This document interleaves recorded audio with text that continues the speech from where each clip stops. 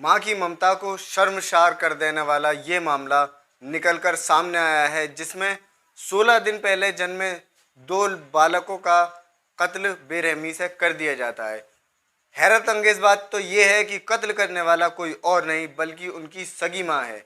वो माँ जिसने उनको अपनी कोख में 9 महीने पाला और फिर 16 दिन पहले जन्म दिया। जन्म के 16 दिन बाद उनकी हत्या कर दी। माँ के वो हाथ जो बेटों पर आशीर्वाद के लिए उठाए जाते हैं, वो हाथ उनके लिए मौत बन गए।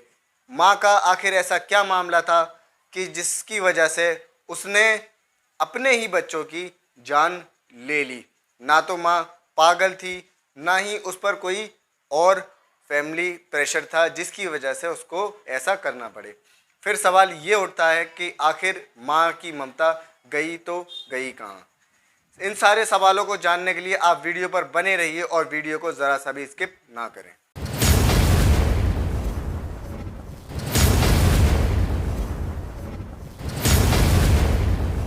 मध्य प्रदेश की राजधानी भोपाल में रहने वाली ये बेरहम माँ ने हैवानियत की सारी हदें पार कर दी थी।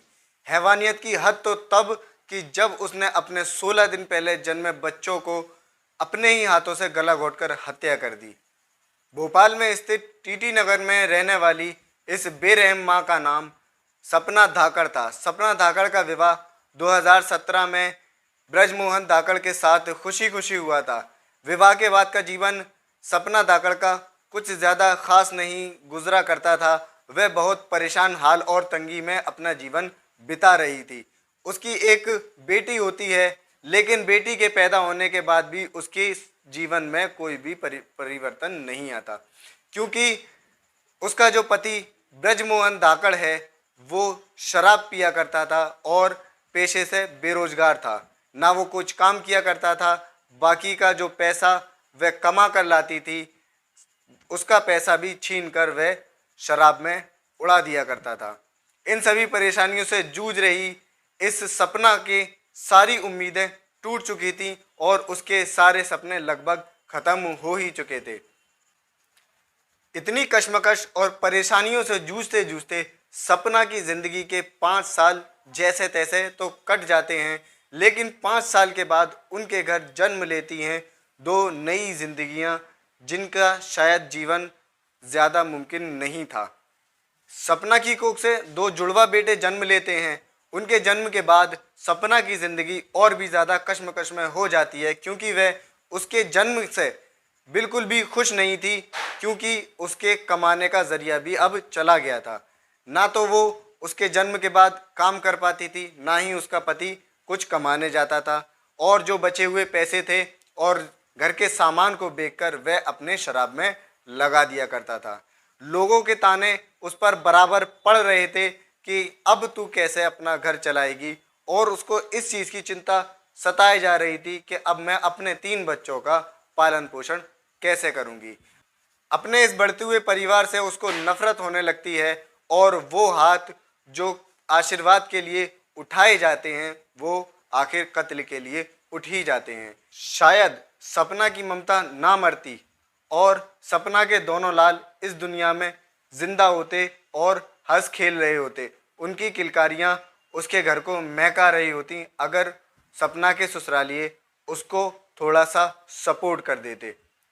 ना केवल सपोर्ट करते या फिर उसको थोड़ा आश्वासन ही दे देते, बल्कि आश्वासन के वो उसको टॉर्चर किया करते थे और उसको ताना मारा करते थे कि उसका पति शराबी है और बेरोजगार है।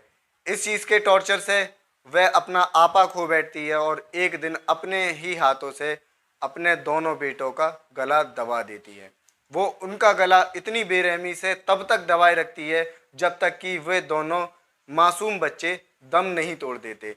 उनका दम टूटने के बाद वो उनकी लाश को ठिकाने लगाने की सोचती है और इस मामले को किस तरह से रफा दफा किया जाए वो इस चीज़ में लग जाती है। दोनों बच्चों की मृत्यु के बाद सपना उनके शव को मायके जाने के बहाने से घर से बाहर लेकर जाती है, और जैसे ही हबीबगंज की कुछ सुनसान गलियां आती हैं वो मौका देखकर अपने बच्चों की लाश को यूं ही एक खाली प्लॉट में फेंक देती है। और उनको फेंकने के बाद वो पूरी रास्ता कहानी रचती है और टीटी नगर थाने में जाकर एफआईआर लिखवाती है कि वह कुछ देर सांस लेने के लिए फुटपाथ पर बैठ गई थी, जहां से उसके दोनों बच्चे गायब हो गए। एफआईआर दर्ज करके टीटी नगर थाने की पुलिस हरकत में आ जाती है और बच्चों की छानबीन शुरू कर देती है। चौराहे के सीसीटीवी और रोड के सारे सीसीटीवी चेक करने के बाद पता पड़ता है कि मामला ऐसा कुछ था ही नहीं जैसा कि सपना ने बताया था। सपना की दी हुई तहरीर के मुताबिक जब सारे सबूत फेल हो जाते हैं और उसकी तहरीर के अगेंस्ट जाने लगते हैं तो उसकी तहरीर को खारिज करके थाना अधिकारी सपना को गिरफ्तार कर लेते हैं। सपना की गिरफ्तारी के बाद उससे जब पूछताछ की जाती है तो वो मनगढ़ंत कहानियाँ बनाना शुरू कर देती है। मनगढ़ंत कहानियाँ बनाने के बाद जब उससे सख्ती के साथ पूछताछ शुरू होती है तो वो डर से सारा गुनाह कबूल कर लेती है कि किस तरह से उसने अपने दोनों ही बच्चों की ज़िंदगी अपने हाथों से ख़त्म कर दी। मामले के पूरे खुलासे के बाद पुलिस ने सपना को मेंटल असाइनमेंट भेज दिया गया है और वहाँ से जब उसका इलाज पूरा हो जाएगा तो उसको जेल भेज दिया जाएगा। ऐसी घटना जब आप अपने घर के आसपास देखें तो प्लीज़ लोगों को सपोर्ट करें और अगर ऐसा कोई घर आपके आसपास भी है तो वहाँ के हालात को सुधारने की कोशिश करें।